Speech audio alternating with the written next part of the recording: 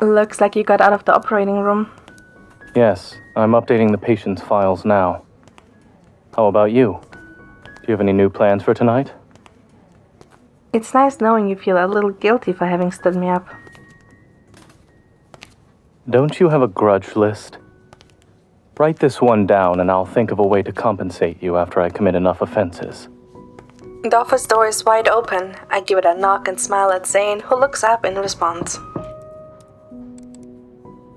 Nice try.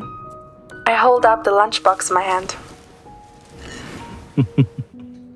Shall we go eat in the garden? I walk over, take his hand, and run outside. I know a better place.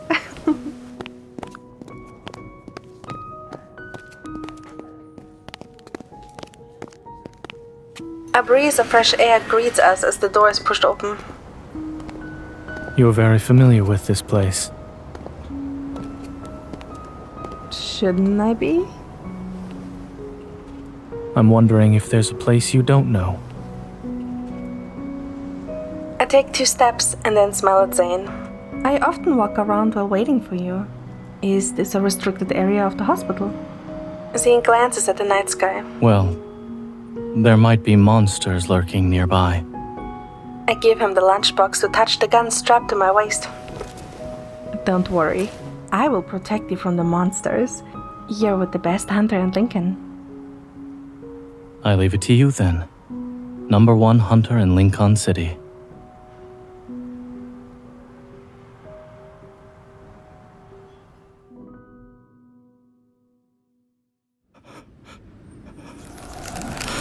It's not your fault. She's fine. Don't worry. You insist on living.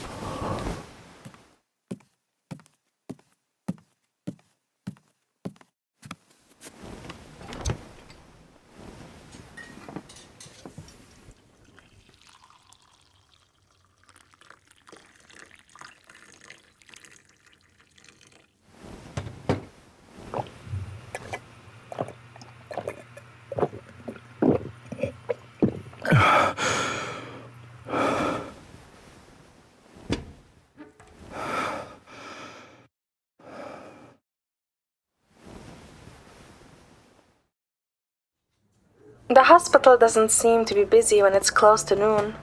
I enter Zayne's office and see the door open. I give it a gentle push and find Zayne asleep on his desk. I quickly take care to quiet my movements. As I approach, I can see Zayne's brow furrowing as he lies in a state of fitful sleep. A thin layer of frost spreads from the edge of the window to cover the lower right corner of the glass. He suddenly opens his eyes and grabs hold of my hand. Why is his hand so cold?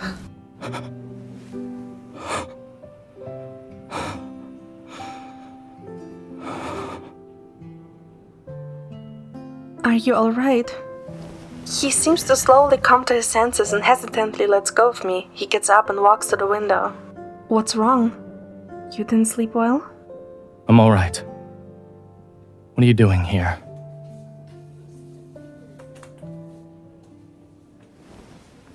I remember you mentioned last night how hard you worked the last few days and wanted to sleep until the sun sets. I sit on the edge of the desk, meeting his gaze. I had a nightmare. Zayne leans against the windowsill. What nightmare made you so scared that you came to me? I reach out to tug on his sleeve. Come closer first. Zayne straightens his posture, unsatisfied, a gesture for him to lean down. What is it? With a reluctant look, he leans down. I open my arms and hold him. In my dream, the hospital was swarmed with wanderers and I failed to protect you. It felt so real.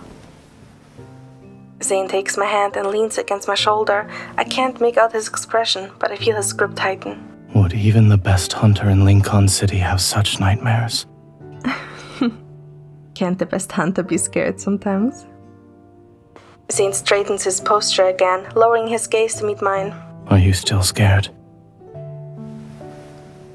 Wrapping my hands around his right hand, I feel his warmth in my palms as I finally nod. Did you have a nightmare too? Zayne narrows his eyes teasingly. I dreamt that you were defeated by monsters and cried non-stop in my office.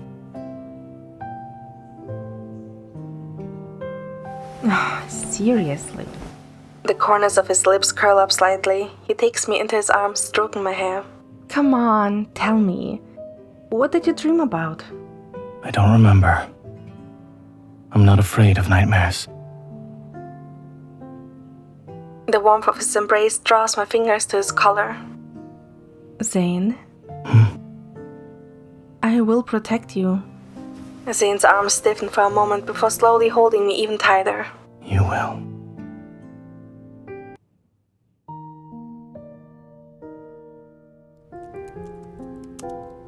The next day, I sit in front of Zayne's computer and type, "Why do people have nightmares?" into the search bar. While I am not a neurologist, I do know the answer to that question. You have nightmares. I guess a healer can't heal himself. Is that why you bought this tea?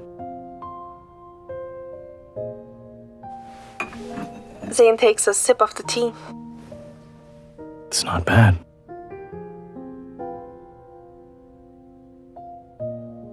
It's because I made it.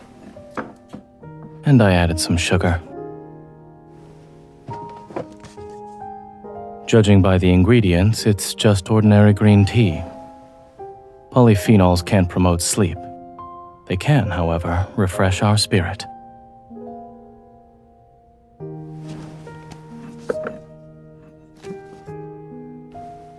This must be one of those items you bought online after seeing some ads. I snort in response and skim through the webpage. They say nightmares are caused by stress, depression, and anxiety.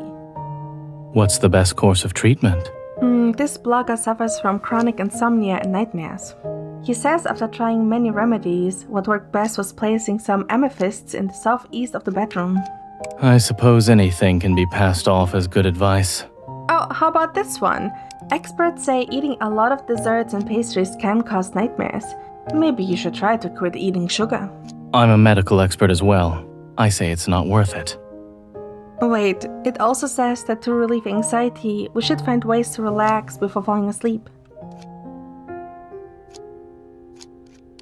I pause for a moment, considering my options before I come up with an idea. Taking Zayne by the hand, I lead him into the bedroom. I will show you the meditation method my yoga teacher taught me. In resignation, Zayne lays down beside me on the bed. Give me your hand. Zayne holds my hand. Now what? Are you going to hypnotize me? Yes. Imagine lying on a nice beach with the waves washing up on the shore. White clouds are drifting across the sky, very slowly. I lean in closer to Zayne and whisper into his ear, my hand covering his eyes. Every sleep app uses the sounds of ocean waves for hypnosis and meditation. Well, your feedback has been received and will be forwarded to the developers. Imagine us seated at a beachside cafe. The sweet smell of freshly baked desserts and coconut milk wafting through the air. We can feel a cool breeze from the sea. Zayne's breathing becomes steady. I'm about to breathe a sigh of relief when I notice his brow furrowing again. I lean closer to him and try to calm down. What's wrong? Are you having another nightmare? Relax, it's only a dream. I gently wrap my arm around him, his damp forehead pressing against my chest. I'm here.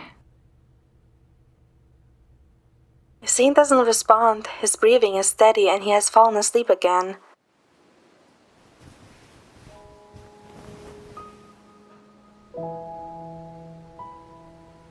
As the sun sets, he finally wakes up in my arms and opens his eyes. So your hypnosis didn't seem to work on yourself. Did you sleep well? No. I dreamt about a horde of wanderers. Huh? Why would you also dream about fighting monsters? You were the one fighting off monsters in my dream. Zayne lies on his side and presses his forehead gently against mine. Perhaps it's because I heard a voice tell me. She will always be here. When I woke up, that girl was still holding my hand. I guess I can be helpful sometimes. You were the one who protected me in my dream. He caresses my hand, his thoughts drifting off to who knows where. So, number one hunter in Lincoln City, would you like to try sleeping under my protection? He gives me a gentle push, hugs me from behind, and covers my eyes with his hands.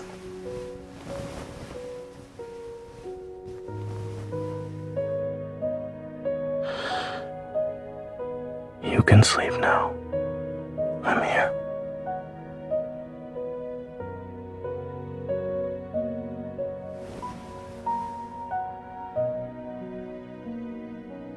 I will always